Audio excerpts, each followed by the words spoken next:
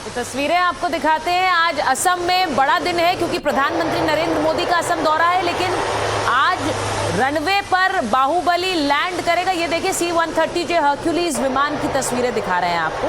C-130J हर्क्यूलीज जिसमें सवार होकर प्रधानमंत्री नरेंद्र मोदी खुद इस इमरजेंसी लैंडिंग फैसिलिटी में लैंड करेंगे। तो कहीं ये प्रधानमंत्री ही तो लैंड नहीं कर बहुत संभव है, बिल्कुल संभव है। देखिए, क्योंकि इसी विमान में वो लैंड करने वाले समय था, 10:30 और ये ऐसा एयरफील्ड नहीं है कि कोई विमान अनशेड्यूल्ड यहाँ पर लैंड कर गया है या शेड्यूल्ड लैंड करेगा जिनकी परमिशन है। तो मेरे ख्याल से ये प्रधानमंत्री नरेंद्र मोदी ही यहाँ पर लैंड कर गए।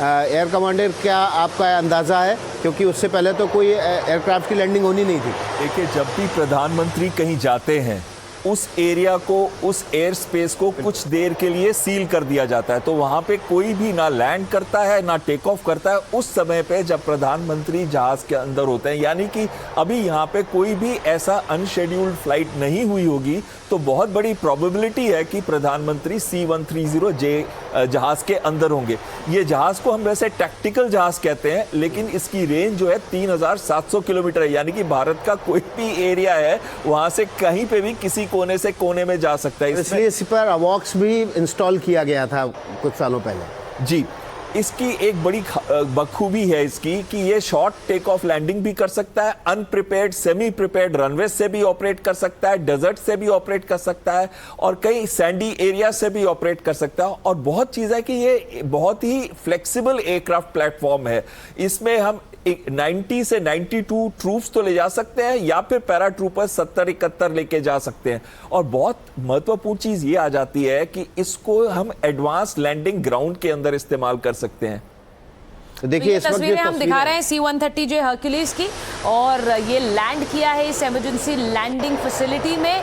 और जैसा कि बताया जा रहा था 10:30 बजे का समय है। ये बिल्कुल संभव है विकास, जैसा आप कह रहे हैं कि इसी C-130J में वो लैंड किए हैं। और उसके बाद, क्योंकि थोड़ी देर में तस्वीरें भी सामने आ जाएंगी और यहाँ पर प्रधानमंत्री की तस्वीरें आएंगी, उसके बाद आप देखेंगे इसी इमरजेंसी लैंडिंग फैसिलिटी में सुखोई से लेके राफेल सब 30 मिनट के अंदर टच डाउन करेंगे और फिर टेक ऑफ करेंगे। तो यही वो तस्वीर है जिसका मुझे लगता है हम इंतजार कर रहे थे।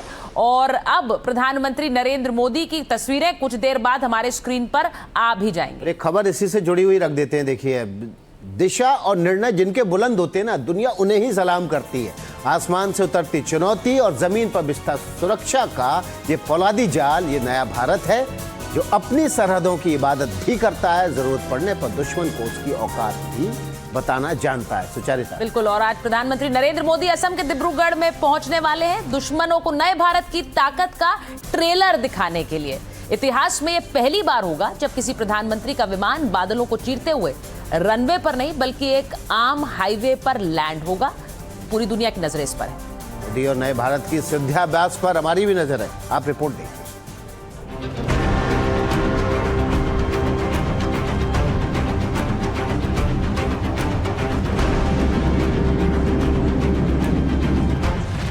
जो दुनिया के किसी प्रधानमंत्री ने नहीं किया, पीएम मोदी वो टास्क करने वाले हैं।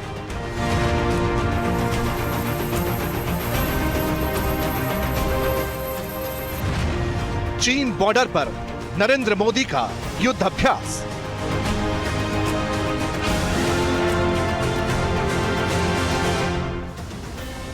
चौदह फरवरी, इस तारीख को नोट कर लीजिए, क्योंकि देश के इतिहास में शायद पहली बार ऐसा होगा जब देश का कोई प्रधानमंत्री चीन बॉर्डर के इतना करीब जाएगा, उस विमान में जाएगा जिसके पेट में बारूद की प्रयोगशाला है। वो ट्रांसपोर्ट एयरक्राफ्ट जो अपने अंदर टैंक्स और दुश्मन का नामो निशान मिटाने वाली मिसाइलों को ले जा सकता है, जो टनों टन बारूद बरसा सकता है। प्रधानमंत्री मोदी इसी तरह चीन बॉर्डर के पास इमरजेंसी लैंडिंग फैसिलिटी पर लैंडिंग करेंगे।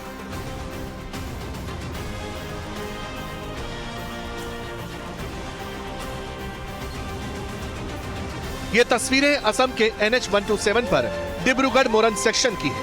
यहाँ एक इमरजेंसी लैंडिंग फैसिलिटी यानी ELF बनकर तैयार है। ये वो हवाई पट्टी है जिस पर ट्रांसपोर्ट एयरक्राफ्ट से लेकर फाइटर जेट तक लैंड कर सकेंगे। लेकिन ये हवाई पट्टी तो युद्ध के दौरान सैनिकों के काम आएगी। तो पीएम का संदेश आखिर क्या है, किसके लिए? क्या इस लैंडिंग के जरिए चीन को मैसेज देने की तैयारी है और जिसकी गूंज बीजिंग तक सुनाई देने वाली है? आने वाले 10 साल 2035 तक मैं ये राष्ट्रीय सुरक्षा कवच का विस्तार करना चाहता हूं, मजबूती देना चाहता हूं, आधुनिक बनाना चाहता हूं। और इसलिए भगवान श्री कृष्ण से प्रेरणा पाकर के हमने श्री कृष्ण का जो सुदर्शन चक्र था, उस सुदर्शन चक्र की राह को चुना है। पीएम मोदी के लिए चीन बॉर्डर के पास इस दौरे की तैयारी को लेकर कई तरह की खबरें आई, लेकिन जानकारी यह है कि Modi line of actual control के बिल्कुल पास असम के दौरे पर रहने वाले हैं। पीएम के दौरे की सबसे बड़ी खासियत यह है कि वो किसी सामान्य एयरपोर्ट पर उतरने के बजाय NH-127 पर उतरेंगे। पीएम मोदी डिब्रूगढ़ के मोरान में नेशनल हाईवे पर बनी 4.2 किलोमीटर लंबी इमरजेंसी लैंडिंग स्ट्रिप का उद्घाटन करेंगे। अब तक जो रिपोर्ट्स हैं उसके मुताबिक इस लैंडिंग के लिए नरेंद्र मोदी भारतीय वायुसेना के C-130J सुपर हरक्यूलिस विमान में सवार होंगे, जो स्पेशल ऑपरेशंस के लिए इस्तेमाल होता है। ये पूर्वोत्तर भारत की पहली ऐसी हाईवे स्ट्रिप है जहां लड़ाकू विमानों की लैंडिंग हो सकेगी। मोदी पहले ही कह चुके हैं, अब देश का हर बॉर्डर सिक्योर रहेगा। सरकार हर कदम उठा रही है, सेना को आधुनिक बनाया जा रहा है, वक्त के साथ ढाला जा रहा है।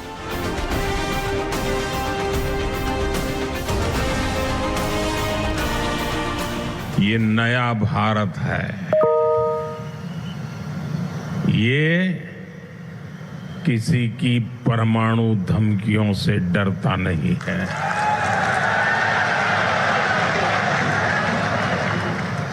ये नया भारत है, घर में घुसकर मारता है।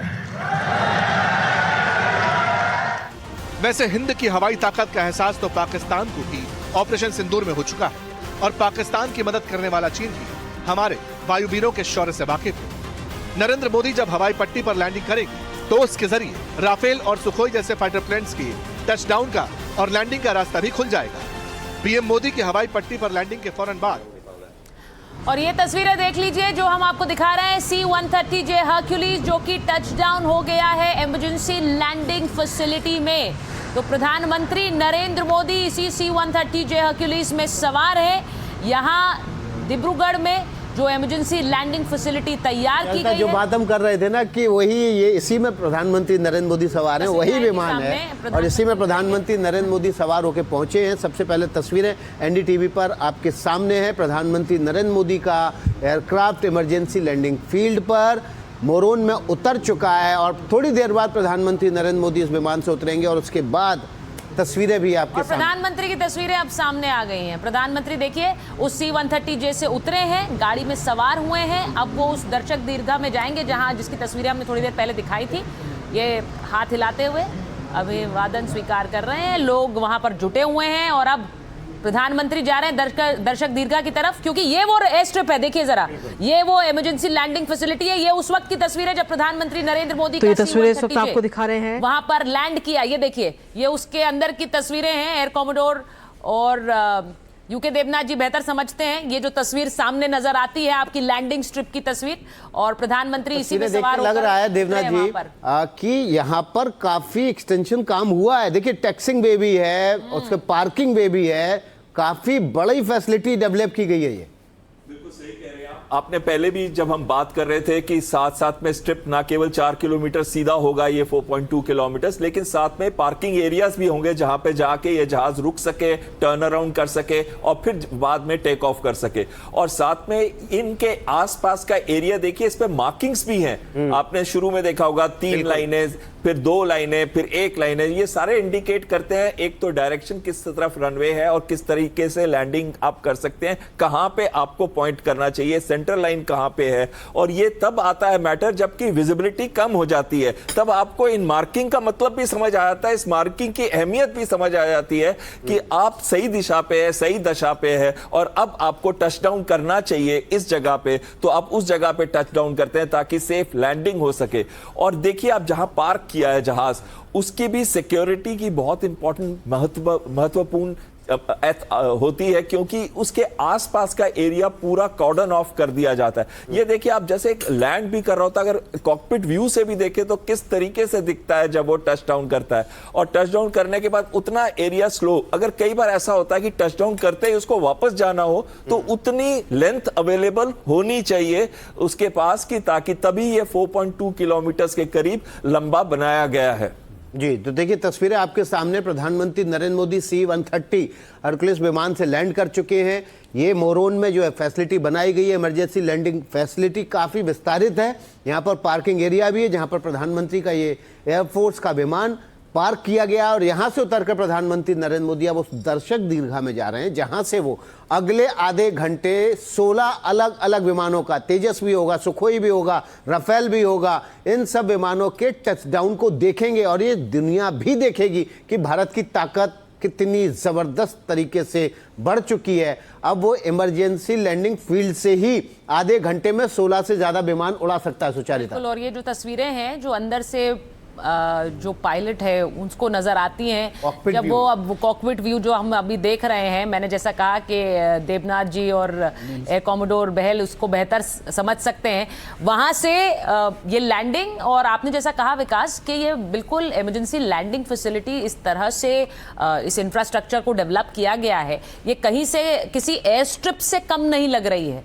तो ये तो एयर कॉमोडोर बेहतर बताएंगे, ये किसी एक्टिव एयर स्ट्रिप से कम नहीं है। अब हाईवे है ये, इस पर आमतौर पर गाड़ियों की आवाजाही है, लेकिन जब जरूरत पड़े तो विमान भी उस पर आसानी से लैंड कर पाए, टेक ऑफ कर पाए। इसका नजारा एयर कॉमोडोर थोड़ी देर में मिलेगा जब 30 मिनट में सारे विमान टेक ऑफ करेंगे, टचडाउन करेंगे। बिल्कुल, और आपने जो कॉकपिट व्यू देखा, अब आपको समझ आएगा कि जो पायलट होता है लैंड करने आ रहा है, और ये स्ट्रिप जो नॉर्मली होती है उससे आधी या उससे भी थोड़ी छोटी हो विड्थ के अंदर, लंबाई में तो ये नॉर्मल स्ट्रिप से भी लंबी है 4.2, लेकिन 120-150 फुट जो होता है वो नॉर्मली 450 फुट तक भी हो सकती है विड्थ, तो कहीं ना कहीं उससे काफी कम होती है। अब ये देखिए, आप अब कॉकपिट व्यू से दिख रहा है कि पायलट अंदर बैठे हुए कैसे अलाइन कर रहा है सेंटर लाइन से, और यहां राउंड ऑफ कहते हैं इसको, मतलब कि टच डाउन करने से पहले वो अपनी स्थिति को टचडाउन पॉइंट है, देखिए 2 मार्क बने हुए हैं वहां पर। अब आपने देखा उससे पहले 3 थे, फिर 2, फिर 1, और 1 का मतलब है उसके आगे एक लाइन बनी है, इसका मतलब यहां पे आपका टचडाउन हो जाना चाहिए। इसके बाद इतना एरिया जो है, चाहे वो 1/3 रनवे का एरिया है, वो पूरा आपने ऑक्यूपाई कर लिया। जरा एक बार अपने दर्शकों को बता रहे हैं, प्रधानमंत्री नरेंद्र मोदी उस मंच पर पहुंच गए हैं जहां से वो ये इमरजेंसी लैंडिंग फैसिलिटी पर हमारे विमानों का टचडाउन और टेक ऑफ देखेंगे। 30 मिनट में ये राफेल, सुखोई, जैसा विकास कह रहे थे, तेजस का ये जो टचडाउन टेक ऑफ होगा वो प्रधानमंत्री देखेंगे। उन्होंने खुद देखा है कि वहां उस हाईवे पर लैंड करना कैसा होगा, क्योंकि वो इसी विमान में सवार थे, ट्रांसपोर्ट एयरक्राफ्ट में सवार थे, और अब वो वहां पर राफेल और सुखोई को भी टचडाउन और टेक ऑफ करते हुए देखेंगे। देखिए यहाँ पर एक रैली भी है छोटी सी, और प्रधानमंत्री नरेंद्र मोदी उसको भी यहाँ पर संबोधित करेंगे। मुख्यमंत्री हेमंता बिश्व शर्मा भी वहाँ पर आपको दिखाई दे रहे हैं। तो जो बात कही जा रही थी ना कि ये भारत की जो रणनीति है, जो रणनीतिक सोच है, उस पर तो काम हो ही रहा है, लेकिन ये इंफ्रास्ट्रक्चर बिल्डिंग का काम स्थानीय लोगों के लिए भी हो रहा है, और इसलिए देखिए एक तीर से 2 शिकार हो रहे हैं। ये नहीं, और ये कहा भी गया देवनाथ जी, ये कहा गया कि जो आपकी एयरफोर्स है, यानी कि आपकी जो स्ट्रैटेजिक रणनीति है, ये जो सिविल है और डिफेंस है उसको मर्ज करती है। ये इंडियन एयरफोर्स ने अपने ट्वीट में लिखा है। तो ये मर्जिंग जो है ये दिख रही है इस वक्त आपको, बहुत बड़ी कामयाबी है आज का जो एक्सरसाइज हो रहा है। देखिए, किसी भी इस तरह के एक्सरसाइज में 50% से ज़्यादा रोल जो है सिविलियन एडमिनिस्ट्रेशन का हो रहा है। आज जो ये रनवे बनाया गया है, NHAI ने बनाया है। आज आसपास जो फॉरेस्ट एरिया है उसको किसने सैनिटाइज किया है? फॉरेस्ट डिपार्टमेंट में सैनिटाइज किया है। यहाँ पे जो बड़ी तादाद पे सिविलियंस मूवमेंट हो रही है, दर्शक दीर्घा बनाई गई है, उसको कौन कर रहा है? डिस्ट्रिक्ट एडमिनिस्ट्रेशन, DM, DC कर रहे हैं। इससे भी ज़्यादा इंपॉर्टेंट मैं आप बताऊँ, लोकल पुलिस का बहुत बड़ा रोल होता है। देखिए, ये हाईवे है, आमतौर पर खुला रहता है उभय पक्ष से, उस तरफ से और इस तरफ से 100 किलोमीटर की स्पीड पर लोग कार और ट्रक चला रहे होते हैं इसी स्ट्रेच पर। तो आज जो है असम की जो पुलिस है उसको जिम्मेवारी दी गई है कि इस रनवे के 3 किलोमीटर उस तरफ और इस रनवे के 3 किलोमीटर इस तरफ वो जितना सिविलियन ट्रैफिक है उसको रोकें और बाईपास कराएं उनको, ताकि सिविलियंस को भी कोई असुविधा ना हो। युद्ध की स्थिति में क्या होता है मैं बताता हूं, या एक्सरसाइज के दौरान एक आम रनवे है, तुरंत अगर यहां पर इमरजेंसी में लैंड करना है तो ये आम हाईवे है, लोग चल रहे हैं, कारें चल रही हैं, ट्रक चल रही है। तो एयरफोर्स का जो ऑपरेशंस रूम है सर, ये तस्वीरें जरा मुझे लगता है अब आपको इन पर बोलना होगा, क्योंकि थोड़ी देर में आप देखेंगे प्रधानमंत्री हिमंता बिस्वा शर्मा उनके बगल में बैठे हुए हैं, एयर चीफ बैठे हुए हैं, और अब थोड़ी ही देर में तो ऐसा लग रहा है कि यहाँ से टेक ऑफ करने वाला, हम टच डाउन की बात कर रहे थे और यहाँ तो कहानी उससे भी आगे ज्यादा बढ़ चुकी है। ये तो सीधे टेक ऑफ होगा यहाँ से। टेक ऑफ भी तो करेंगे, जब सारे लैंड करेंगे 16, इनको टेक ऑफ भी तो करना होगा। आप क्या बताएंगे? बिल्कुल सही बात है। पहले तो था कि टच डाउन करेंगे, टच करेंगे और देन टच डाउन के बाद फ्लाई बैक कर जाएंगे, लेकिन ये तस्वीर देखकर तो लग रहा है कि यहीं से टेक ऑफ भी करने वाले। तो ये सारे विमान एक एक करके यहाँ से टेक ऑफ करेंगे, उनके पीछे टच डाउन करके फिर टेक ऑफ होगा। अब ये देखिए क्या ये तस्वीर तो मुझे लगता है यूके देवनाथ जी बेहतर समझा सकते हैं। देखिए ये एयरफोर्स का सुखोई 30 है, अगर आप देखें तो इसके नीचे 2-2 ड्रॉप टैंक लगाए हुए हैं। असली मिशन में जब जाते हैं तो आपको बाएं और दाएं तरफ 3-3 अटैचमेंट पॉइंट्स दिख रहे होंगे, जिसको हम पाइलन बताते हैं। उन पाइलन्स पे अटैचमेंट पॉइंट्स आपको दिख रहे हैं क्लियरली। इन पाइलन्स पे बॉम्ब्स, रॉकेट्स और मिसाइल्स को फिट किया जाता है। सुखोई 30 बहुत ही शानदार फाइटर विमान है। इसमें 2 पायलट होते हैं, फ्रंट सीट में जो होता है वो मिशन पायलट होता है, और रियर सीट में जो बैठता है उसको हम कहते हैं weapon systems operator. Rear seat वाला जो होता है उसका मेन काम ये होता है कि वो अपने स्कोप में, अपने इंफ्रारेड स्कोप में, अपने रेडार में वो देखता रहता है कि दुश्मन का टारगेट कहां पर है, क्या लैटिट्यूड लॉन्गिट्यूड दिया गया है, ग्रिड रेफरेंस दिया गया है टारगेट का, और किस वेपन को, लेजर गाइडेड है, जीपीएस गाइडेड है या इंफ्रारेड गाइडेड बॉम्ब है, किस टारगेट को असाइन करके एक्यूरेटली डिलीवर करना है। ये जहाज जो है रशिया का बना हुआ है, और मैं आपको बता देता हूं कि हमारे पास 272 से ज़्यादा सुखोई 30 MKI हैं। अब भारत सरकार ने निर्णय लिया है कि इसमें से 100 को कन्वर्ट किया जाएगा इनटू सुपर सुखोईज, जिसमें इसमें क्योंकि ज़्यादातर जो सुखोईज हैं उनका जो एयरफ्रेम और इंजन है अभी करीबन 30 साल या 20 साल हो चुके हैं कैलेंडर लाइफ, तो इनका मिड लाइफ अपग्रेड किया जा रहा है। 68,000 करोड़ का ये प्रोजेक्ट है सुपर सुखोई। शुरुआती दौर में 100 और बाद में 100 और बनाए जाएंगे, मॉडिफाई किए जाएंगे। जो अपग्रेडिंग एयरफ्रेम, जो एग्जिस्टिंग एयरफ्रेम है, एग्जिस्टिंग इंजन है, उसमें नए एवियोनिक्स, नया रेडार, नया इलेक्ट्रॉनिक वॉरफेयर किट लगाया जाएगा और नया ज़्यादा एफिशिएंट इजेक्शन सीट लगाया जाएगा। फ्लेयर डिस्पेंसर्स लगाए जाएंगे ताकि दुश्मन अगर इंफ्रारेड हीट सीकिंग मिसाइल इसकी तरफ फायर करे तो जो पायलट है, जो वेपन सिस्टम ऑपरेटर है, वो दुश्मन की मिसाइल को भांपते ही फ्लेयर डिस्पेंस कर सकता है या अपने इलेक्ट्रॉनिक वॉरफेयर सिस्टम को एक्टिवेट कर सकता है और दुश्मन के रेडार को जैम कर सकता है। तो आप जो बात कर रहे हैं अपग्रेड कर दिए जाएंगे, तो क्या स्टेल्थ एयरक्राफ्ट हो जाएंगे? क्योंकि अब तो जमाना 5th जनरेशन से आगे निकल रहा है। नहीं, वो ये स्टेल्थ नहीं बनेंगे, बट यस 4.5 जनरेशन की कैपेबिलिटी इसके अंदर आ जाएगी। इसके अंदर जो एडवांस रेडार लगेगा वो वीरूपक्षा रेडार है। कहते हैं उसमें 2400 से 2500 के करीब ट्रांसमिट रिसीव मॉड्यूल्स हैं। इसका मतलब है कि उसके अंदर जो एबिलिटी होगी आज के मॉडर्न जहाज जो है उसके जितनी या उससे भी बेहतर होगी। अगर आप Su-57 को देखते हैं तो उसके अंदर सिर्फ 2322 ट्रांसमिट रिसीव मॉड्यूल में, यानी कि जो वीरूपक्षा रेडार है जो भारत के अंदर बन रहा है वो कहीं बेहतर है आज Su-57 स्टेल्थ फाइटर के अंदर जो जहाज में रेडार लगे हैं। दूसरा इसके अंदर अस्त्रा मार्क 2, अस्त्रा मार्क 2 जो है एयर टू एयर मिसाइल है, उसकी रेंज अब एक्सटेंड करके 200 से ऊपर 210 किलोमीटर तक कर रहे हैं। उसके और साथ में BrahMos extended range, air to air range की तो अभी 450 किलोमीटर है, लेकिन उससे भी एक्सटेंड कर रहे हैं और ब्रह्मस नेक्स्ट जनरेशन मिसाइल को उसके साथ इंटीग्रेट किया जाएगा। जैसे हम पहले बात कर रहे थे ना कि अब जो लड़ाई है वो बियॉन्ड विजुअल रेंज की है, यानी कि आपको अगर जितनी दूरी से एयर लॉन्च क्रूज मिसाइल या दूसरी एयर लॉन्च बैलिस्टिक मिसाइल को अगर आप लॉन्च कर सकते हैं तो आप दुश्मन को ज्यादा नुकसान दे सकते हैं और अपने आप को बचा के रख सकते हैं। और ये रणनीति जो है आज फॉलो हो रही है। और इसके लिए सुखोई 30 जो MK है, चाहे वो स्टेल्थ है या नहीं है, लेकिन जो वेपन सिस्टम्स और जो रेडार उसके अंदर फिटेड हैं वो शायद स्टेल्थ एयरक्राफ्ट से भी बेहतर हैं। और ये बहुत अच्छी और बहुत बड़ी बात होगी। जैसे कि मेरे साथी बता रहे थे, शुरू हो गया है और यहां से इसी इमरजेंसी लैंडिंग फील्ड से अब ये सुखोई टेक ऑफ करने जा रहा है। तो जो बात हो रही थी टचडाउन की केवल, अब तो वो टेक ऑफ तक आ गई है। और ये देखिए टेक ऑफ हो गया। एक सिर्फ तस्वीरें NDTV पर मोरोन से डिब्रूगढ़ के पास, जहां पर भारत ने नेशनल हाईवे नंबर 2 पर इमरजेंसी लैंडिंग फील्ड तैयार की है और यहीं पर प्रधानमंत्री नरेंद्र मोदी हरकुलस विमान के साथ लैंड किया था। अब यहां से देखिए अगले 30 मिनट तक जो एयर शो है वो शुरू होगा। 16 से ज्यादा 16 विमान यहां पर अलग अलग टचडाउन करेंगे। और ये तस्वीरें और इनकी खासियत, हमारे साथ जो खास मेहमान जुड़े हुए हैं वो आपके सामने रखेंगे। सुखोई ये देखिए इस वक्त रनवे पर दौड़ता हुआ दिखाई देगा, थोड़ी देर में टेक ऑफ कर जाएगा। जी देवनाथ जी, अब आप देख सकते हैं शानदार टेक ऑफ रफाल विमान करने वाला। आप देख सकते हैं ड्रॉप टैंक, इसमें लॉन्ग रेंज के लिए ड्रॉप टैंक लगाए गए हैं।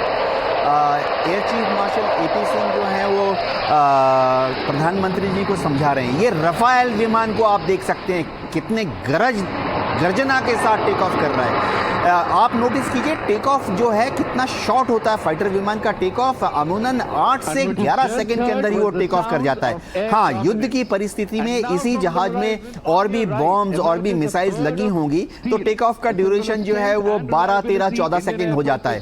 खास बात देखने की है कि इसके लिए, इस एक्सरसाइज के लिए आज इंडियन एयरफोर्स ने 2 चीज नहीं है। एक तो ये आप देख सकते हैं इंडियन एयरफोर्स का AN-32 ट्रांसपोर्ट विमान जो है वो अब आ रहा है। ये एक शॉर्ट रेंज टैक्टिकल एयरलिफ्ट विमान है और इसका इस्तेमाल इंडियन एयरफोर्स बखूबी बहुत ही शानदार तरीके से इंडियन एयरफोर्स के अलग अलग जगह पर communication and logistics support mission के लिए करती है। ये एक मेड इन रशिया विमान है लेकिन बेहतरीन विमान है। ये हमारी एयरफोर्स का वर्क हॉर्स है।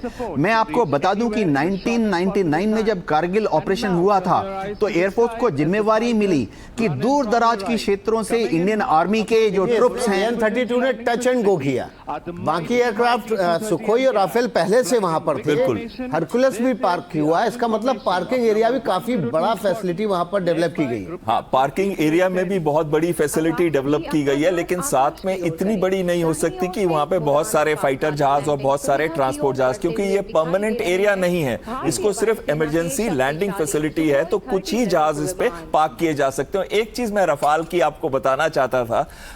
आप बात कर रहे थे 4.5 जनरेशन की। कल ही डिफेंस एक्विजिशन काउंसिल ने मंजूरी दी है कि हम 114 रफाल जहाज जो F3 नहीं F4 स्टैंडर्ड के हैं, यानी कि उससे भी एक लेवल ऊपर के हैं, जहां पे उससे भी आधुनिक रेडार, उससे भी आधुनिक इलेक्ट्रॉनिक वॉरफेयर सिस्टम जो स्पेक्ट्रा है और उससे भी आधुनिक नेटवर्किंग की कैपेबिलिटी होगी। और एक बड़ी महत्वपूर्ण चीज है, नेटवर्किंग के साथ साथ वो मैन्ड अनमैन्ड टीमिंग कर सकेंगे, यानी कि ड्रोन्स के साथ फ्लाई कर सकेंगे और एक कमांड पोस्ट की तरह डेटा ट्रांसफर कर सकेंगे। अभी ये देखिए एयर जो फ्लाई पास शुरू हो गया जहाजों का और इन्होंने ब्रेक ऑफ किया, पील ऑफ किया है और ये पील ऑफ के बाद आके टच एंड गो भी करेंगे। तो ये आए हैं पहले ऊपर 3 जहाज, पील ऑफ किया है, अब आके या टच एंड गो करेंगे या लैंड करेंगे। मेरे हिसाब से टच एंड गो। मुझे एयर कमांडर जरा साथ में ये भी बताइए कि जब इस तरह की परिस्थिति होती है, यहाँ पर विमान का टेक ऑफ करना, लैंड करके ये सब इसलिए किया जा रहा है कि अगर युद्ध की परिस्थिति में इस तरह विमानों को इस वैकल्पिक स्ट्रिप का इस्तेमाल करना पड़े तो वो कैसे करेंगे। तो एक ट्रांसपोर्ट विमान लैंड कर रहा है जिसे शायद वहां संभवतः चीजें लोड अनलोड करनी हो, इसी के साथ सुखोई और राफेल भी चल रहे हैं। युद्ध की परिस्थिति में ये जो अभी की ड्रिल है ये कैसे काम आती है, इसको जरा रियल वर्ल्ड में बताइए, जरा समझाइए एयर कमांडर। अगर युद्ध की परिस्थिति हो तो ये जो अभी हम ड्रिल कर रहे हैं ये कैसे वहां काम आएगी एयर कमांडर।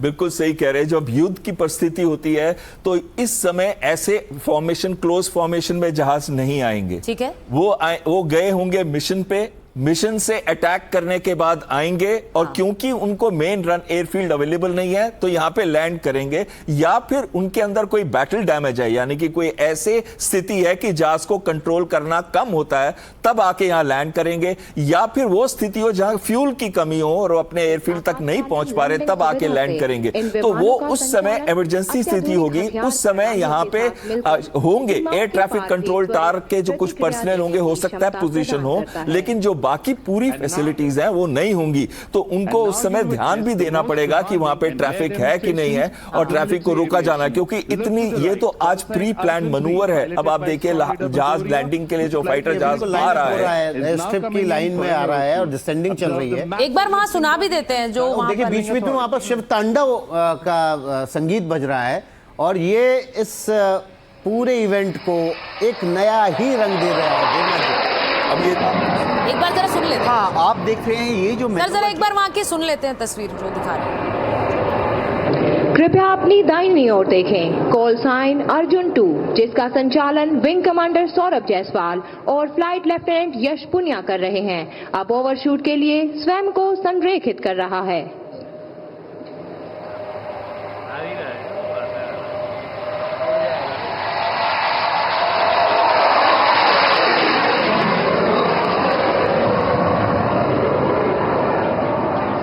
पोजीशन में आते हुए और फिर टेक ऑफ कर लिया यूके देवनाथ जी।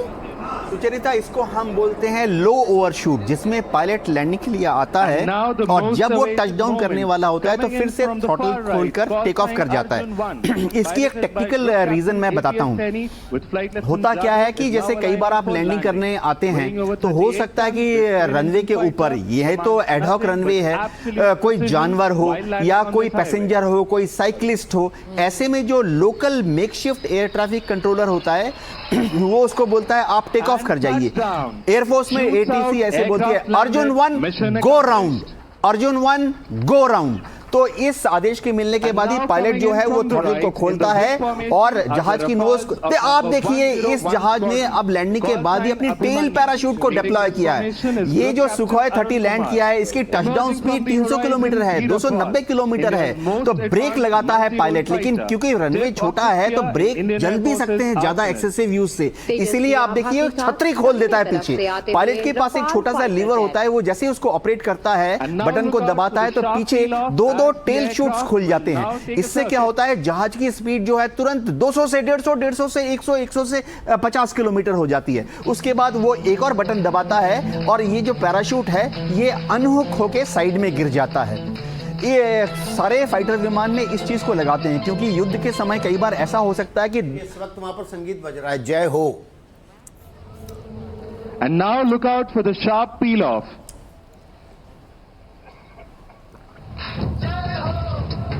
एयर कमांडर, ये मैन्यूवरिंग हो रही है।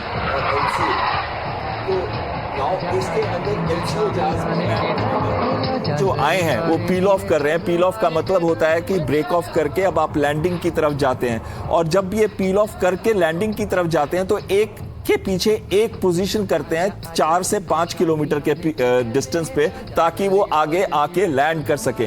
और बहुत जरूरी है कि हम अपनी इंडिजिनस कैपेबिलिटी को भी शोकेस करें, भारत की आत्मनिर्भरता को भी शोकेस करें, और इसी वजह से जरूरी है कि हम लाइट कॉम्बैट एयरक्राफ्ट का भी डिस्प्ले करें और दिखाएं कि वो आके भी लैंड करा। और इससे पहले जो एक एयरक्राफ्ट सुखोई 30 ने लैंड किया और टेल शूट का इस्तेमाल किया, ज्यादातर आपने देखा यहाँ पे लो ओवरशूट करके चले गए। हम टेल शूट का इसलिए कम इस्तेमाल करते हैं ऐसे एरियाज में क्योंकि जब लैंडिंग के बाद उसको पार्किंग एरिया में लेके जाया जाता है तो उसको एक तो पार्क करना पड़ेगा वहां पे, यानी कि उतनी स्पेस होनी चाहिए, और दूसरा वापस से उस टेल शूट को पैक करके या उसका दूसरा जो टेल शूट होगा वो उस पे लगाया जाएगा ताकि वो टेक ऑफ कर सके।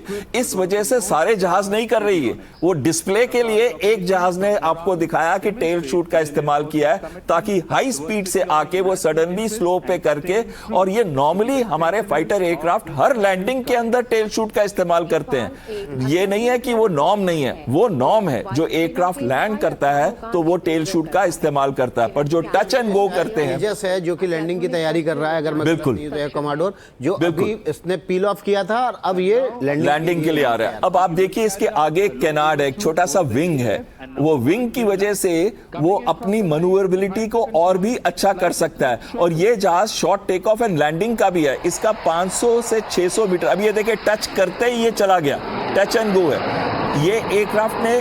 और इसमें देखिए पीछे डेल्टा प्लेटफॉर्म है, विंग का जो एक नॉर्मली छोटा सा विंग और होता है ना पीछे टेल जो स्टेबलाइजर के साथ, वो नहीं है इसके अंदर। ये डिस्टिंग्विशिंग फैक्टर है एलसीए के अंदर। और दूसरा सुखोई 30 में जब आपने देखा था पूरा था उसका, दूसरा इसका साइज छोटा है, ये ज्यादातर लाइट कंपोजिट से बना है। और जो मार्क 1A आ रहा है वो वाला जो वर्जन है वो इसके 40 इंप्रूवमेंट इससे भी बेहतर है। अभी आप देखिए इसको, ये टच करते ही गो करेगा, ये टच किया और गो किया।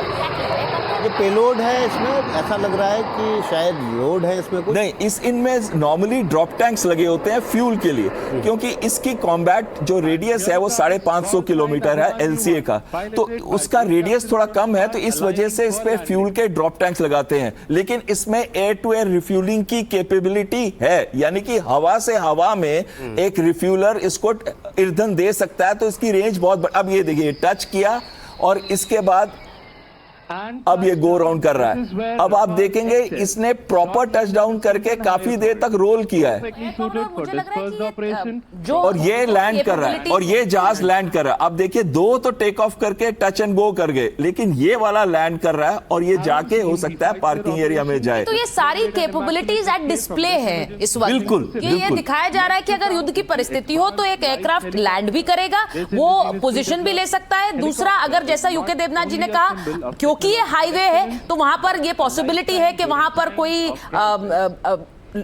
कोई गाड़ी हो, कोई लोग हो, ऐसे में वो टच डाउन करते करते ही टेक ऑफ फिर से कर गया, ये भी आपने देखा। तो ये जो सारी परिस्थितियां हैं जो वहां पर युद्ध के समय में हो सकती हैं, उनको एक तरह से आज डिस्प्ले कर रहा है। बिल्कुल सही कह रहे हैं आप, उनको डिस्प्ले कर रहा है। आपने कुछ दिन पहले देखा होगा कि अमेरिका के अंदर एक लाइट एयरक्राफ्ट रोड पे लैंड करता है, जाके ट्रैफिक से लग जाता है। तो ऐसी स्थिति के अंदर अगर वो आ रहा है तो वो लो ओवरशूट करके भी जा सकता है, जो कि किया गया, या फिर किसी वजह से एयरक्राफ्ट लैंड ना कर पाए और कोई ऐसी प्रॉब्लम आ जाए तो वहीं से लो ओवरशूट करके टेक ऑफ कर सकता है, या उसको दिखता है कि सामने से कोई जंगली जानवर या लोग गुजर रहे हैं तो वो फिर टेक ऑफ कर सकता है और उसके बाद आके वापस लैंडिंग कर सकता है। अब ये देखिए एक और एयरक्राफ्ट लैंड करने आ रहा है और आपको 3 इसके अंडर कैरेज बहुत क्लियरली दूर से दिखते हैं। तेजस ही है, अगर एयर कमांडर हम गलत, बिल्कुल तेजस जहाज ही है ये। और यहां पे हमारे नॉर्मली क्या होता है, एक एयर ट्रैफिक कंट्रोल का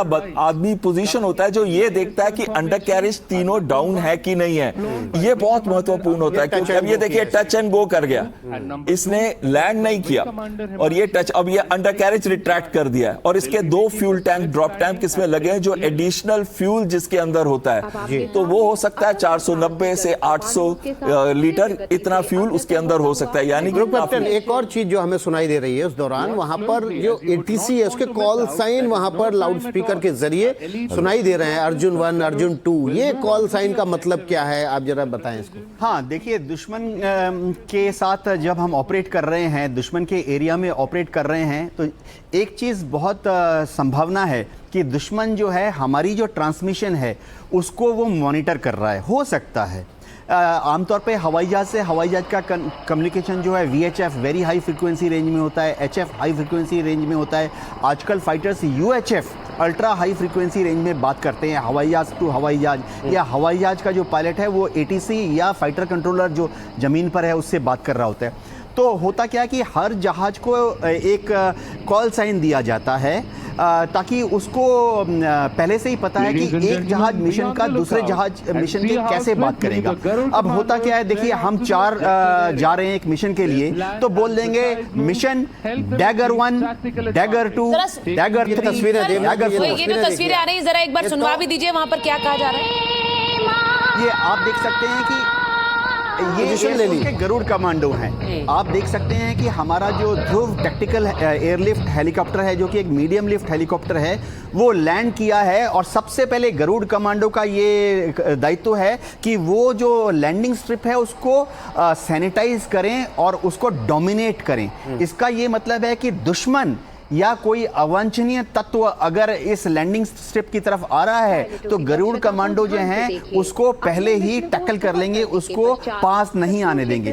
दूसरी बात है, ये गरुड़ कमांडो जैसे ही लैंड करते हैं, ये सबसे बड़ी बात मैं रिपीट कर रहा हूं, इनका काम है कि लोकल जो एडमिनिस्ट्रेशन है, खासतौर से पुलिस जो है, उसके साथ सहयोग करते हैं। गरुड़ कमांडो जमीन पर रहते हैं। अब इनके साथ होता क्या क्या है, गरुड़ कमांडो जब लैंड करेंगे तो एक एयर ट्रैफिक कंट्रोलर होंगे जिसके पास GU 735 या ANPRC सेट होगा, जिससे कि वो ग्राउंड टू ग्राउंड, ये बैटरी ऑपरेटेड सेल होते हैं, वो उससे लाइजन करेंगे। गरुड़ कमांडो जो है लैंड करते ही ये देखेंगे कि आसपास का जो एरिया है क्या वो सेफ है। अगर उनको लगता है कि आसपास युद्ध में हो सकता है कि आसपास के एरिया में दुश्मन ने रात को अपने पैरा कमांडोज को लैंड कर दिया है और दुश्मन के पैरा कमांडो जो हैं युद्ध की स्थिति में चुपचाप सोए हैं रात से लेकर अभी तक, तो गरुड़ कमांडो उसको भांपने की कोशिश करते हैं।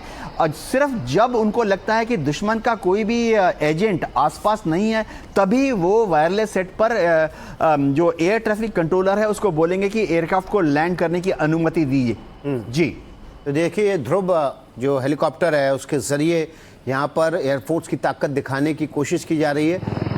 जैसा कि ग्रुप कैप्टन देवनाथ बता रहे थे कि ऑपरेशन से पहले ग्राउंड को क्लियर करना, उसके बाद मैसेज भेजना और फिर उस एरिया को डोमिनेट करने के बाद वहाँ पर ऑपरेशन फुली कंट्रोल लेने के बाद वहाँ पर आगे के ऑपरेशन को शुरुआत करना। तो ये मोरन की डिब्रूगढ़ के पास एयर स्ट्रिप है, इमरजेंसी एयरफील्ड इसको बनाया गया है। यहाँ पर प्रधानमंत्री नरेंद्र मोदी खुद पहुंचे हुए, इस वक्त एयर शो चल रहा है जिसमें 30 मिनट के भीतर 16 से ज़्यादा विमान जो है वो लैंड कर रहे हैं, टच एंड गो कर रहे हैं। और ये तस्वीरें आप देखिए, अगर कोई घायल हो वहां पर किस तरह से इवैक्यूएशन होगा, कैसे लोगों को वहां से ले जाया जाएगा, उसकी भी एक तस्वीर है। क्योंकि ये जो ट्रांसपोर्ट एयरक्राफ्ट्स हैं ये वहां से इवैक्यूएशन के लिए भी इस्तेमाल होते हैं। एयर कॉमोडोर आप बता पाएंगे बेहतर, तो वो भी दिखाया जा रहा है। जी जो है वो ना केवल ट्रूप ट्रांसपोर्ट ले जाने का है, ना केवल गरुड़ कमांडोज को ले जाने का है, बट मेडिकल इवैक्यूएशन में भी बहुत इंपॉर्टेंट रोल प्ले करते हैं, खासकर उन जगहों पे जहां पे नियरेस्ट मेडिकल फैसिलिटीज अवेलेबल नहीं है, जैसे कि पहाड़ों के अंदर, हिल्स रीजन में या रिमोट एरिया। कमांडोर एक तरह से जो एयरफोर्स ने ट्वीट किया था कि सिविल और डिफेंस एक्टिविटी का ये मेल है, तो यहाँ पर जो है रेस्क्यू किया जा रहा है, तो वो शायद किसी आपदा के दौरान जो फोर्सेस तैनात होते हैं ये उस तरह का मुजाहिरा है। बिल्कुल विकास जी, आप बिल्कुल सही कह रहे हैं कि सिविल डिफेंस मिलिट्री सभी का एक फ्यूजन होता है। अगर युद्ध लड़ना है तो वहां एक ही सर्विस लड़ती नहीं है, तीनों सर्विसेज, आर्मी, नेवी, एयरफोर्स और साथ में सिविल एडमिनिस्ट्रेशन, पॉलिटिकल विल, सभी कुछ आ जाता है। और खासकर मेडिकल इवैक्यूएशन के अंदर तो कई बार ऐसा हुआ, ऐसी स्थिति भी आई है, मेरे सामने भी आई है, जब हमने सिविलियंस को इवैक्यूएट किया उन एरिया से जो रिमोट है। आपने देखा होगा वो केबल के ऊपर लटक गए हैं या फिर कहीं फंसे हुए हैं या कहीं पे आपदा आ गई है, प्राकृतिक आपदा आ गई है वहां से। और एक गरुड़ के बारे में मैं एक चीज बताना चाहता था। गरुड़ कमांडोज बहुत ही अच्छी चीज मेरे साथी ने बताई थी कि वो एयरफील्ड सिक्योरिटी पे बहुत इंपॉर्टेंट रोल प्ले करते हैं और खासकर उस जगह पे जहां हॉस्टाइल एरिया है वहां पे जाके अगर सिक्योर करना, आपको नहीं पता कि दुश्मन वहां है कि नहीं है, आपको नहीं पता कि हॉस्टाइल एलिमेंट्स, टेररिस्ट वहां पे है कि नहीं, तो ये वो जाके एरिया को सिक्योर करते हैं। लेकिन साथ में काउंटर रेडार ऑपरेशन पे भी काम किया जाता है गरुड़ फोर्स से। और भारत के लिए वायुसेना के अंदर और नौसेना के अपने मार्कस हैं और आर्मी के अपने पैरा कमांडोज हैं। अभी आपने देखा कितना कॉम्प्लेक्स ऑपरेशन था। AN-32 जहाज जो अभी आ रहा है, फिर CN-295 भी, C-295 भी आएंगे और साथ में हेलीकॉप्टर्स भी देखे हमने, फाइटर एयरक्राफ्ट भी देखे हमने, टच एंड गो भी देखा हमने, लैंडिंग भी देखी। और इतना कॉम्प्लेक्स कोऑर्डिनेशन यहाँ पे तो बहुत आसान लग रहा है, लेकिन इसकी प्लानिंग बहुत डीप होती है, कंप्यूटर्स पे की जाती है, एक एक सेकंड का देखा जाता है कि कहीं पे भी ऐसे ना हो कि जो हाइट्स दी गई हैं या जो टाइमिंग इंटरवल है दोनों के बीच में वो कम हो जाए और जहाज हवा में ही हवा के साथ क्रैश कर जाए। और आपने मिड एयर के इंसिडेंट्स, इवन सिविल एयरक्राफ्ट में दिल्ली के अंदर जो एक्सीडेंट हुआ था आज से कई साल पहले, जब चाकरी दादरी के ऊपर जहाज गिरे थे, वहां पे 2 जहाज का क्रैश हुआ था। तो कहीं ना कहीं ये बहुत इंपॉर्टेंट हो जाता है कि हम एयर सेफ्टी को भी मेंटेन करें। आप देखिए अलग अलग तरीके की फॉर्मेशन से अलग अलग जहाज आके पील ऑफ अलग अलग तरीके से कर रहे हैं और आके कोऑर्डिनेटेड लैंडिंग कर रहे हैं। और पील ऑफ कब किया इन्होंने? जबकि नीचे एक हेलीकॉप्टर ऑलरेडी पोजीशनड है ALH, और ALH 5 टन का जहाज है और ये अब एडवांस इसके अंदर नया इंजन फिटेड है शक्ति सीरीज का, जो फ्रांस की मदद से हम बना रहे हैं। सर, ये जो तस्वीरें आती हैं, ये आमतौर पर जो फोर्सेस हैं वो अपने आप भी इस तरह की प्रैक्टिस कर सकती हैं, लेकिन Robinder ji, when the prime minister of the country sitting there, वो वहां बैठकर अगर इसका नेतृत्व करते हैं तो ये क्या मैसेजिंग है, जरा हमारे दर्शकों को बताइए। आई थिंक मैसेजिंग तो ये है कि हमारी कैपेबिलिटीज क्या हैं, उनकी डेमोन्स्ट्रेशन है, हमारे जो ऑफिसर्स हैं, हमारी जो सेनाएं हैं वो कितने स्किल्ड हैं, और हम किस किस तरह के चैलेंजेस को एड्रेस करने की क्षमता रखते हैं और सेलिब्रेट करते हैं। जो देखिए, आम जनता, हमारी जो सरकार काम करती है किसी भी देश की, जनता के लिए कर रही है ना, तो जनता देखती है कि हम अपनी डिफेंस और सिक्योरिटी को लेकर कितने प्रतिबद्ध हैं। अभी जो बात हो रही थी civil and military fusion, actually अब ये सारा उसी तरफ जा रहा है, वॉर प्लानिंग। अभी तो हम हाईवेज पे देख रहे हैं कि एयरक्राफ्ट लैंडिंग, रेलवे लाइंस जिनके ऊपर ट्रेन में जो टैंक्स जाते हैं उनको भी वैसे डिजाइन करा जाता है, कराया जाएगा आगे जाकर के कि टैंक्स कैरी हो जाए। रशिया में अभी जो वॉर चल रहे थे लंबे टाइम से, ट्रैक्टर बनाने वाले जो उनकी फैक्ट्रीज थी वो टैंक्स बना रही हैं। तो सिविल मिलिट्री फ्यूजन की ये प्लानिंग भारत में चल रही है धीरे धीरे, कि कोई भी एसेट बनाया जाए, कोई भी इंफ्रास्ट्रक्चर हो, वो ऐसा हो कि जब जरूरत पड़े वो मिलिट्री पर्पस के लिए उसे शिफ्ट करा जा सके। और इसलिए शायद प्राइवेट सेक्टर को डिफेंस मैन्युफैक्चरिंग के लिए खोला गया है। एक बहुत बड़ा कदम था भारत में। इसको ऐसा माना जाता था कि डिफेंस के हथियार, डिफेंस के लिए इक्विपमेंट वो प्राइवेट सेक्टर नहीं बना सकता, वो सरकारी कंपनियां ही बनाएंगी। लेकिन एक बड़ा छोटा सा सवाल मेरा आपसे एयर कमांडर, आपने LCA की बात की, यहाँ पर परफॉर्म किया उसने, मेक इन इंडिया, उसका डेमोन्स्ट्रेशन होना बहुत ज़रूरी है, लेकिन अभी दुबई में एयर शो के दौरान एक क्रैश हो गया था। इस तरह के एक्सीडेंट्स का भारत के मेक इन इंडिया प्रोग्राम पर दुनिया के देश भी तेजस को खरीदना कहीं चाहते हैं, क्या असर पड़ता है? विकास जी, आपने मेरे दिल की बात छीन ली। मैं भी अभी यही सोच रहा था कि तेजस जब लैंडिंग कर रहा था जहाज, हम ये भी दर्शा रहे हैं कि अगर एक एक्सीडेंट, तेजस के सिर्फ 2 एक्सीडेंट्स हुए हैं, एक मार्च 2024 में और एक वो डिस्प्ले के अंदर जब वो नेगेटिव G मनूवर कर रहा था उस समय। इनको अगर हम छोड़ दें तो इसका रिकॉर्ड JF-17 के तो इस दौरान 5 एक्सीडेंट हो चुके हैं, या F-16 का जो डिस्प्ले के अंदर एक्सीडेंट हुआ था उससे कुछ महीने पहले। तो जब भी एयर डिस्प्लेस होते हैं जहां हाई परफॉर्मेंस मनूवर किए जाते हैं जमीन के पास, तो एक्सीडेंट्स होने की संभावना रहती है। हालांकि बहुत प्रैक्टिस होती है और कोशिश करती है कि नहीं, हाँ उस समय के लिए जरूर लगा कई लोगों को कि क्या शायद तेजस उतना अच्छा जहाज है कि नहीं है। मैं खुद 18 स्क्वाड्रन कमांड किया मैंने, जो इस समय तेजस का स्क्वाड्रन है। वहां मैं गया था कुछ दिन पहले उनका एनिवर्सरी पे, दिसंबर के अंदर। मैं आपको बता रहा हूं कि जो पायलट्स खुश हैं इस जहाज के साथ, जो इसकी मनूवरिंग एजिलिटी और मनूवरेबिलिटी अच्छी है, और जितना सेफ है ये जहाज उतना और जहाज शायद नहीं होंगे, और इसमें एक्सीडेंट्स बहुत कम हुए। लेकिन हाँ, कुछ इंटीग्रेशन के इश्यूज अभी सॉल्व हो रहे हैं जो सर्टिफिकेशन के लिए, ताकि मार्क 1A जहाज पहले 12 कह रहे थे, अब 5 देने वाले थे मार्च तक, लेकिन थोड़ा सा डिले हो सकता है। डिले हो सकता है, लेकिन इसका यह मतलब नहीं है कि इस जहाज में कोई खराबी है। इसका यह मतलब नहीं है इसमें लेटेस्ट टेक्नोलॉजी फिटेड नहीं है। इसका मतलब यह नहीं है कि यह 4.5 जनरेशन का जहाज नहीं है। इसका मतलब यह नहीं है कि इसमें हम advanced weapon system, long range weapon system जैसे अस्त्रा है उसको नहीं फिट करेंगे, और आने वाले समय में ब्रह्मोस को फिट नहीं करेंगे, जो कि उससे भी नेक्स्ट जनरेशन ब्रह्मोस जो लाइट है उसको भी फिट करेंगे। और इसकी ऑपरेशनलाइजेशन में, और खासकर जब हम स्क्रैच से ये जहाज बनाया है, डिजाइन डेवलप किया है, तो समय तो लगता है। और उस समय इंडस्ट्रियल इकोसिस्टम नहीं था। हमारे को सिर्फ एक मेजर प्रॉब्लम थी, वो थी इंजन की। वो भी गवर्नमेंट ने सॉल्व कर दिया है। साफरान इंजन का को डेवलपमेंट हो रहा है, $7 बिलियन से भारत के अंदर। हैदराबाद में MRO बन रहा है M88 रफाल का, वो भी हैदराबाद में है। M88 इंजन भी हम बनाएंगे। विश्व का सबसे अच्छा इंजन 120 120 किलो न्यूटन का, 140 किलो न्यूटन का भारत के अंदर बनने जा रहा है 2035 में। उस समय के कंटेम्पररी होगा, यानी कि पुरानी टेक्नोलॉजी नहीं होगी, उस समय की लेटेस्ट टेक्नोलॉजी होगी। जिस रेट से हम इंडिजिनाइजेशन को आज प्रमोट कर रहे हैं, अगर ये बहुत पहले से किया गया होता तो आज भारत कहीं ना कहीं डिफेंस एक्सपोर्ट में मेजर एक प्लेयर होता। लेकिन आज भी डिले नहीं हुआ जिस हिसाब से हम आज कर रहे हैं। आप देखिएगा 2035 तक हम वो चीजें एक्सपोर्ट करेंगे। आज तो 23,622 करोड़ और इस साल 30,000 करोड़ तक डिफेंस एक्सपोर्ट चला गया। आप देखिएगा 1 लाख करोड़ होगा 2035 के अंदर, या उससे भी ऊपर होगा हमारा डिफेंस एक्सपोर्ट।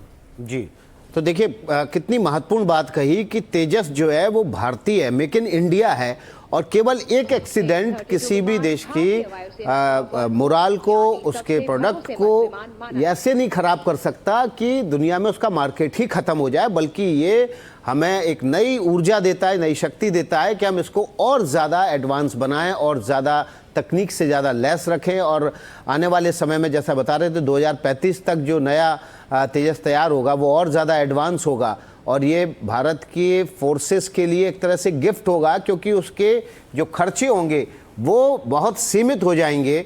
हम देश में अपना प्रोडक्ट अपनी खर्चे के हिसाब से तैयार कर पाएंगे। दूसरे देशों से खरीदना वाकई में बहुत महंगा पड़ता है, पॉकेट पे बहुत ज़्यादा असर पड़ता है, और दुनिया में तमाम जो महाशक्तियां हैं उन्होंने अपने अपने जो है एयरक्राफ्ट तैयार किए हुए हैं, और वो एक भारी रकम जो रक्षा सौदों पर खर्च करने से बचाते हैं। लेकिन एक विदेशी मामलों के विशेषज्ञ होने के नाते सर मैं आपसे पूछ रहा हूँ कि जब इस तरह के शोज़ होते हैं तो एक जो साइकोलॉजिकल वॉर होता है वो फोर्सेस के बीच, नेबरिंग कंट्री के बीच जो चलता है वो एक अलग होता है, लेकिन एक डिप्लोमेट होने के नाते इन सब इस तरह के इवेंट्स का असर आप क्या देखते हैं?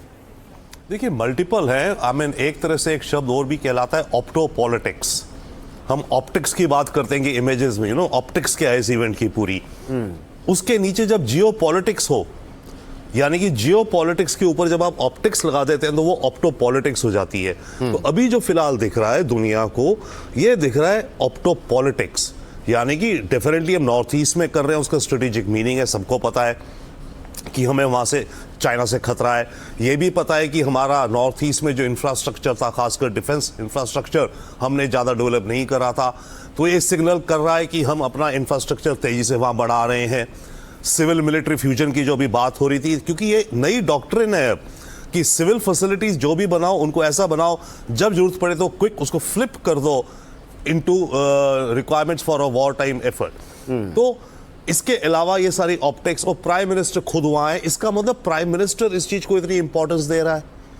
तो मल्टीपल लेयर्स में ये इस समय जो जा रहा है मैसेज इसका दुनिया के वर्ल्ड कैपिटल्स में, including of course Washington DC का, ये लंदन का, ये चाइना का। देखिए ये नई तस्वीरें आ रही हैं, प्रधानमंत्री नरेंद्र मोदी उस फैसिलिटी के आसपास कुछ तस्वीरों को देख रहे हैं। Air chief AP Singh, air marshal AP Singh उनको वहां पर इस पूरी फैसिलिटी के बारे में, इस इलाके के बारे में काफ़ी जानकारी दे रहे हैं। किस तरह की जानकारी होगी एयर कमांडर? बिल्कुल, वो उनको एरिया, अब देखिए मैप था पीछे, वो छबुआ एयरबेस के पास मोरॉन है 41-42 किलोमीटर दूर, तो वो उस एरिया, लोहित वैली का एरिया आसपास का दिखा रहे थे, हाईवे का दिखा रहे थे, हाईवे में कहाँ पे वो मोरान है वो दिखा रहे थे, और कहीं ना कहीं ये ब्रीफिंग जरूर दे रहे होंगे कि ये जो जहाज आ रहे हैं इनकी क्या पेक्युलर रिक्वायरमेंट्स थी और किस तरीके से ये ELF फैसिलिटी जो है वो मदद कर रही है। और साथ में ये भी बता रहे होंगे कि ये एक मौका होता है उस समय चाइनीज थ्रेट के बारे में बताने का, ये एक मौका होता है अपनी मॉडर्नाइजेशन की बात बीच में डालने का, ये एक मौका होता है कि रफाल को किस तरीके से हम फास्ट प्रोग्रेस कर सकें ताकि जल्दी से जल्दी रफाल के जहाज भारत के अंदर बनने लग जाए, चाहे वो DRAL नागपुर में बने या फिर अलग अलग जगहों पे बने। फ्यूजलाज का जैसे कि हमारा बना है इस समय deal Tata advance system limited और डसॉल्ट एविएशन के साथ, तो कहीं ना कहीं ये सारी बातें वहां पे आ रही होंगी। और जो एयरफील्ड हैं उधर आसपास, उस पर अगर किसी चीज की रिक्वायरमेंट है या क्या इंपॉर्टेंस है, तो वो ये मौके होते हैं, वो कहते हैं ना जैसे एलिवेटर टॉक क्लॉक होती है एक, जैसे आप कहते हैं मैनेजमेंट के अंदर, वो 30 सेकेंड्स होते हैं आपके पास अपने बॉस को कैसे इंप्रेस कर सके और क्या चीज अपनी मनवा सके उनसे। तो कहीं ना कहीं ये सारी चीजें वहां पे चल रही होंगी जब वो ब्रीफ कर रहे होंगे। और साथ में अगर एयर चीफ के साथ देखिए और कोई सीनियर ऑफिसर ब्रीफ नहीं कर रहा, सिर्फ वो कर रहे हैं, तो coming from the highest source prime minister को लगेगा हाँ ये इंपॉर्टेंट चीज है, और जो चीज वो करा है उसके बारे में भी धन्यवाद दे रहे होंगे, और जो चीज आगे चाहते हैं उसके बारे में भी बात कर रहे होंगे। जी ग्रुप कैप्टन देवनाथ, क्या आमतौर पर ये प्रैक्टिस होती है कि पीएम इस तरह के प्रोग्राम्स में जाते हैं तो उनको उस एरिया के बारे में, उस फैसिलिटी के बारे में इस तरह से ब्रीफ किया जाए, या फिर ये प्राइम मिनिस्टर कुछ अलग है? इसमें कोई शक नहीं है कि डेमोक्रेसीज में अक्सर जो एयरफोर्स या आर्मी या नेवी के टॉप कमांडर्स हैं वो डिफेंस सेक्रेटरी तक ब्रीफ करते हैं। भारत में ठीक है एनएसए के लेवल तक ब्रीफ करते हैं, लेकिन मोदी जी को ब्रीफ कर रहे हैं, ये उनकी खास चरित्र, खास कैरेक्टरिस्टिक्स हैं। देखिए आज देश का बच्चा युवा किशोरियाँ इस प्रोग्राम को देख रहे हैं, और जब वो मोदी जी को सामने देख रहे हैं तो मैं तो पक्का यकीन है कि हजारों लाखों युवा किशोर आज सोच रहे हो कि जब उनको मौका मिलेगा बड़ा होकर वो इंडियन एयरफोर्स को ज्वाइन करेंगे। ये होती है एक प्रधानमंत्री जब ऐसे शो में पार्टिसिपेट करते हैं। इसका एक डीप मीनिंग भी मैं बताता हूँ। देखिए फौज जो है अकेले कभी नहीं लड़ती, एक फौज तभी लड़ती है जब उसके पीछे 140 करोड़ देशवासी खड़े होते हैं। आज प्राइम मिनिस्टर मोदी जी वहाँ गए, क्लियर मैसेजिंग है कि पूरा देश आपके साथ है। देखिए स्टेट एडमिनिस्ट्रेशन पे एक मैजिकल इफेक्ट होता है, डिस्ट्रिक्ट एडमिनिस्ट्रेशन पर एक मैजिकल इफेक्ट होता है। सबसे बड़ी बात है कि आज यहाँ जो इक्विपमेंट दर्शाए जा रहे हैं, चाहे वो डीआरडीओ के हों, ऑर्डिनेंस फैक्ट्री के हों, उनको भी एक मनोबल में बढ़त हासिल होती है। अब ये 30 सेकंड मिलते हैं, जैसे एयर कमोडोर बहल सर ने बोला था, 30 सेकंड के अंदर उनको बताना पड़ेगा, अपनी बात मनवा लेनी है। बहुत दिलचस्प बातें कर रहे हैं आप, और वाकई में हमारे दर्शकों के लिए जानना समझना और ज़्यादा दिलचस्प है कि इस तरह की लिमिटेड टाइम पीरियड्स की मीटिंग में two head of the organisation किस तरह से बात करते हैं, और एक बॉस और एक दूसरा ऑर्गेनाइजेशन का हेड वो अपनी बातों को यहाँ पर किस तरह से रखता है, और कैसे उन बातों के बीच में अपनी ज़रूरतों को भी बता के उनको मनवा लेता है। बहुत दिलचस्प है ये बातचीत। लेकिन एक चीज़ और समझना चाहेंगे, देखिए ढोकलाम से गलवान और गलवान से अब भारत का जो बॉर्डर पर एग्रेशन है वो बढ़ता जा रहा है in terms of infrastructure building. Air commando बिल्कुल सही कह रहे हैं आप, और जिस हिसाब से इसको समझा है हमारी गवर्नमेंट ने, आपको पता है क्या बॉर्डर रोड्स ऑर्गेनाइजेशन का बजट इस साल 7,346 करोड़ का है, और नॉर्थ ईस्टर्न पे बहुत फोकस है। 6,813 करोड़ का बजट अलॉट किया गया है इस साल के FY 26-27 के अंदर नॉर्थ ईस्ट को इंफ्रास्ट्रक्चर को डेवलप करने के लिए, चाहे वो डिजिटल इंफ्रास्ट्रक्चर है, चाहे वो रोड्स का है, चाहे वो रेलवे लाइंस का है। और ये महत्वपूर्ण चीज पे बहुत ध्यान दिया गया है कि कल अगर कोई भी ऐसे संकेत मिलते हैं हमसे, आप देखिए चाइना की पॉलिसी को हम कहते हैं क्रीपिंग एक्सपेंशनिज्म, यानी कि धीरे धीरे वो आते हैं अंदर, आके एक रेड 2 लाइनें लगा जाते हैं, बाद में एक आधी कोई झोपड़ी बना देते हैं और कहते हैं ये पूरा इलाका मेरा है। और वैसे भी वो अरुणाचल प्रदेश का 90,000 स्क्वायर किलोमीटर क्लेम करते हैं। तो हमें हर टाइम पे अलर्ट रहना पड़ता है, और इस वजह से ये जरूरी हो जाता है कि हम आसपास के एरिया के अंदर कनेक्टिविटी को बढ़ाएं, ताकि जब भी हमारे अलर्ट पोजीशन की वजह से कोई ऐसे संकेत मिलते हैं तो रैपिडली अपनी फोर्सेस को डिप्लॉय कर सकें, ताकि डोकलाम और गलवान जैसे इंसिडेंट्स को हम इमीडिएटली कंट्रोल कर सकें और कोई लॉस ऑफ टेरिटरी ना हो, या ना ही कोई हमारे देश के आन के ऊपर कोई बात आए। तो कहीं ना कहीं ये इंफ्रास्ट्रक्चर डेवलपमेंट पे जो फोकस इस करंट गवर्नमेंट कर रहा है पिछले 10 साल के अंदर, उसने एक मेजर ट्रांसफॉर्मेशन बॉर्डर एरियाज के अंदर कर दिया। यहां पे मैं एक धन्यवाद देना चाहूंगा बॉर्डर रोड्स ऑर्गेनाइजेशन को, जो बहुत महत्वपूर्ण रोल प्ले करते हैं इसके अंदर। उन एरियाज पे रोड बनाते हैं, वहां पे टनल्स बनाते हैं जहां पे कोई पहले शायद इंसान भी ना गए हों। तो वो वाले एरियाज हाइट ऑल्टीट्यूड्स पे टेम्परेचर बहुत लो होते हैं, इक्विपमेंट आदि काम नहीं करती, कई चीजें हमेशा फ्रोजन रहती हैं वहां पे जाके वो इंफ्रास्ट्रक्चर डेवलपमेंट करते हैं। तो ये बड़ा महत्वपूर्ण स्टेप है। भारत को अगर डेवलप करना है तो ना केवल अपने एक्सप्रेसवेज बट अपनी बॉर्डर रोड्स पे भी रोड्स को डेवलप करना होगा, जो कि बहुत तेजी से और बहुत तीव्र गति से हम सिविल डिफेंस फ्यूजन की जो बात हो रही है वो यहाँ पर होता दिखाई दे रहा है। रविंदर जी, एक बड़ा सवाल ये है कि इस इवेंट को, इस खास इवेंट को दुनिया के कितने देश, देखिए चाइना, पाकिस्तान, बांग्लादेश, ये तो देख ही रहे होंगे, डायरेक्टली इफेक्टिव है, लेकिन दुनिया के कौन से देश होंगे जिनकी इस पर नजर होगी? देखिए, नजर तो सबकी होगी, पर सबसे ज्यादा तो ऑफ कोर्स चाइना की होगी, क्योंकि जोग्राफिकली ये उस रीजन में, नॉर्थ ईस्ट में, वहां पे, and definitely also Pakistan, but China की नजर इस पे सबसे ज्यादा होगी, क्योंकि चाइना हमें घेरने की पूरी कोशिश कर रहा है। चाइना LAC के उस पार वो अपना इंफ्रास्ट्रक्चर बनाया जा रहा है, एयर बेसेस, और वो डुअल सिविल मिलिट्री काफी बना रहा है वो, फैसिलिटीज वहां पर। तो सबसे ज्यादा नजर तो इसमें शायद आई वुड से कि चाइना की होगी, बट ऑल्सो होगी US की होगी, क्यों नहीं होगी, फ्रांस की होगी, क्योंकि फ्रांस के रफेल है यहाँ पर, ठीक है, US के ग्लोमास्टर हैं, जो हेलीकॉप्टर्स आए थे, अपाचे या चिनूक अगर थे तो अमेरिकन है। रविंद्र जी, हम लौटेंगे, इस बात को पूरा करेंगे, लेकिन अभी छोटा सा ब्रेक लेना होगा। डिब्रूगढ़ के पास मोरोन में प्रधानमंत्री नरेंद्र मोदी पहुंचे। यहाँ पर एयरफोर्स ने इमरजेंसी लैंडिंग फैसिलिटी तैयार की है, दुनिया भर की इस पर नजर है, एयर शो भी हुआ है। इस खबर पर लगातार बने हुए, छोटा सा ब्रेक ले रहे हैं, फौरन आते हैं।